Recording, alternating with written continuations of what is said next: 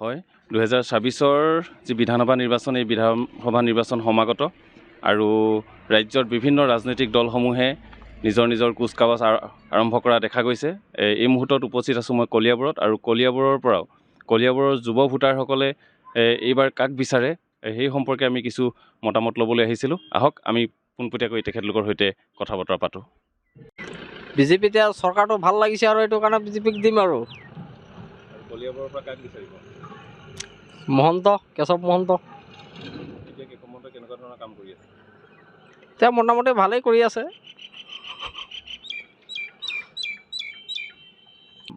কলিয়াবৰত মানে কেশৱ মহন্তই যিকেইটা কাম কৰিছে ভালেই কৰিছে, বেয়া কৰা নাই। এজেপি এতিয়া এজেপি আমাৰ কলিয়াবৰত মানে কি এতিয়া এজেপিতে সকলোৱে ভোট দিয়ে, বেলেগ পাৰ্টি আহিলেও মানে বেলেগ পাৰ্টীয়ে ভোট নাপায়। এতিয়া কেশৱ মহন্ত ডাঙৰীয়াকে সকলোৱে ভাল পায়, এতিয়া সেইটো কাৰণে মানে মহন্ত ছাৰকে মানে ভোটটো দিয়া হয় আৰু মানে ভোট বুলি নিৰ্বাচন বুলি ক'লে দল হিচাপে নহয়, এজন প্ৰাৰ্থী যোগ্য প্ৰাৰ্থী এজন আমি সদায় বিচাৰোঁ, যিজন যোগ্য প্ৰাৰ্থীয়ে আমাৰ অসমত জাতীয় সমস্যাসমূহ সমাধান কৰাত এক সবল ভূমিকা পালন কৰে, তেনেজন প্ৰাৰ্থীকে আমি বিচাৰোঁ। আৰু বিশেষকৈ আমি ক'ব পাৰোঁ বৰ্তমান যিজনৰ আমাৰ এই অঞ্চলৰ বিধায়ক আছে, তেওঁতে এই ক্ষেত্ৰত অধিক সবল নেতৃত্ব লৈ কাম কৰি আছে, তেওঁকে আমি বিচাৰোঁ। আৰু আমি নাভাবোঁ যে কলিয়াবৰ পৰিৱৰ্তন লাগে বুলি। কলিয়াবৰ আমাৰ কেশৱ ছাৰ ঠিকেই আছে, ঠিকে আছে কেশৱ ছাৰ, যি তাৰ মন্ত্ৰী তেওঁৰ বিভাগীয় কাম কাজ বৰ্তমান ঠিকেই কৰা যেন আমি পৰিলক্ষিত কৰোঁ। হয়, তেখেতলৈ এটা আহ্বান, আমাৰ পিছপৰা অঞ্চলৰ তেখেতে অলপ প্ৰাধান্য দিয়ক। আমাৰ পিছপৰাৰ বিভিন্ন সমস্যা, ৰাস্তা ঘাট কিছু কাম কৰিছে যদিও কিছু কাম ৰৈ গৈছে, তেনেধৰণৰ কামবোৰ তেখেতে সমাধান কৰাত অলপ দৃষ্টিগোচৰ কৰিব বুলি আমি আশাবাদী। পিছপৰা অঞ্চলত আমাৰ বামনী এই গাঁও বা বামনী পথাৰ, এই বৃহত্তৰ বামনী গাঁওখনত পানী যোগানৰ অলপ সমস্যা এটা চলি আছে। পানী যোগানৰ সমস্যা, সৰু সুৰা ৰাস্তাৰ কাম বৰ্তমানলৈকেও থাকি গৈছে, কিছুমান মেৰামতি কৰিবলৈও আছে। তেনেধৰণৰ কাম কাজসমূহ আমাৰ বৰ্তমানৰ বিধায়ক মহোদয়ক আমি ঠিক কৰি দিলে আমি আৰু বেছি ভাল পাম বুলি আমি ভাবোঁ, আৰু গাঁওখন অলপ উন্নত হৈ আহিব বুলি আমি ভাবোঁ। লগতে আমাৰ পিছপৰা অঞ্চলৰ এতিয়া বৰ্তমান যিহেতু কিছু ল'ৰা ছোৱালীয়ে নিযুক্তি পাইছোঁ, আৰু অলপ নিবনুৱা সমস্যাটো আমাৰ কমিলে আমি আৰু বেছি ভাল হ'ব বুলি আমি ভাবোঁ। তেওঁ মাজতে খুব এটা ডাঙৰ পদক্ষেপ হাতত লৈছে, স্নাতক উত্তীৰ্ণসকলৰ কাৰণে মুখ্যমন্ত্ৰী জীৱন প্ৰেৰণা এটা আঁচনি প্ৰৱৰ্তন কৰিছে, যিটো আমি আগতে কেতিয়াও দেখা নাই। গতিকে এই আঁচনিটো পোৱা যিসকলে প্ৰাপ্ত হৈছে তেওঁলোকৰ বাবে এটা সুন্দৰ সোণালী সুযোগ হাতত আছে। তেওঁলোকে বিভিন্ন প্ৰতিযোগিতামূলক পৰীক্ষাৰ কাৰণে এটা কোচিং ল'ব পাৰিব, বিভিন্ন কিতাপসমূহ ল'ব পাৰিব, যাতে সেই দুখীয়া পিতৃ মাতৃৰ হাতত হাত নপতাকৈ তেওঁলোকে যাতে নিজৰ যাৱতীয় শিক্ষাৰ যিবোৰ বিষয়বস্তু আছে তেওঁলোকে সামৰি ল'ব পাৰিব।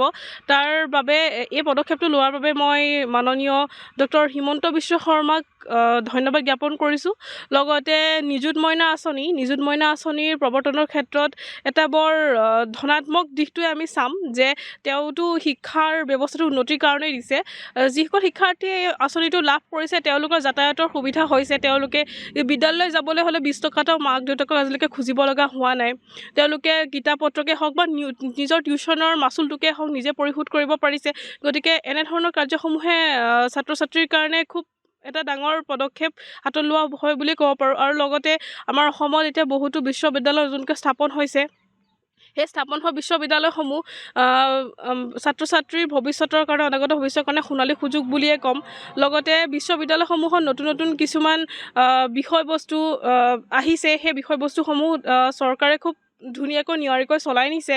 গতিকে হিমন্ত বিশ্ব শৰ্মাৰ নেতৃত্বাধীন চৰকাৰখনক অতিকৈ ধন্যবাদ জ্ঞাপন কৰিছোঁ।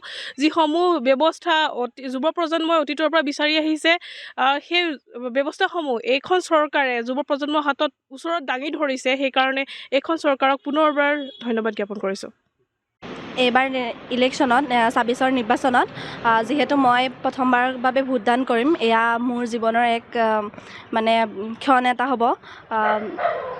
এইবাৰ ইলেকশ্যনত বিশেষকৈ মই কলিয়াবৰীয়া ভোটাৰ হিচাপে কলিয়াবৰত কোনো ধৰণৰ পৰিৱৰ্তন বিচৰা নাই, যিহেতু আমাৰ মাননীয় মন্ত্ৰী মহোদয় কেশৱ মহন্ত ডাঙৰীয়া আছে।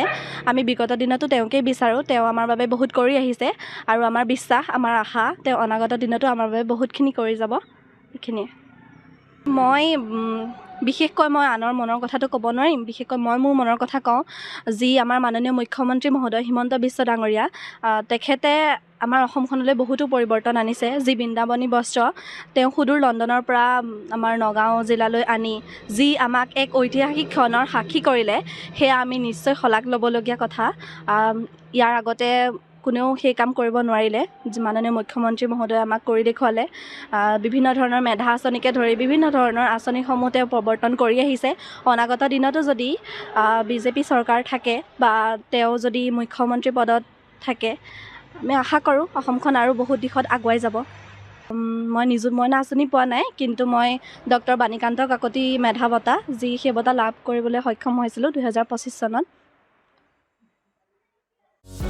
যিকোনো খবৰৰ বাবে যোগাযোগ কৰক আমাৰ এই নম্বৰত 9181 307 221।